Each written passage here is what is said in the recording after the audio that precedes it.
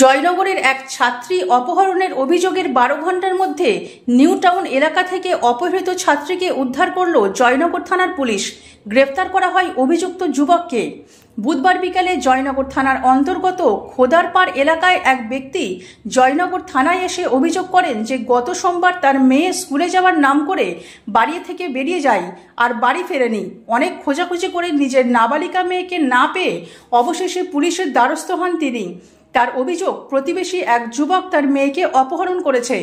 নিখোঁজ ছাত্রীর বাবার অভিযোগের ভিত্তিতে জয়নগর থানার আইসি পার্থসারথী পালের নির্দেশে এসআই সুকুমার মণ্ডলের নেতৃত্বে পুলিশের একটি বিশেষ দল বুধবার রাতে নিউ টাউন এলাকার একটি বাড়ি থেকে নিখোঁজ নাবালিকাকে উদ্ধার করে এবং অভিযুক্ত যুবককে গ্রেফতার করে। প্রাথমিক তদন্তে পুলিশ জানতে পারে ধৃত যুবকের নাম অয়ন হালদার, বাড়ি জয়নগর থানার অন্তর্গত মাঝের খোদারপাড় এলাকায়।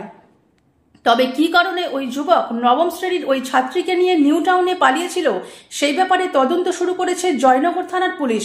আজ অর্থাৎ বৃহস্পতিবার বেলা 1:05 নাগাদ অভিযুক্ত যুবককে জয়নগর থানা থেকে বারুইপুর আদালতে পাঠানো হয়।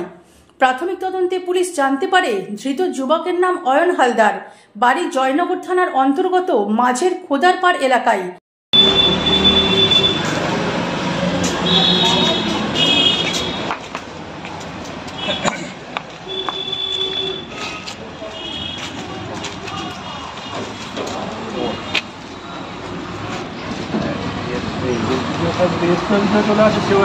আগেবার ওখান থেকে ফিরে আসতে হবে,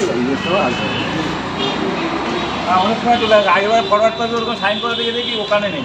ও ঠিক আছে।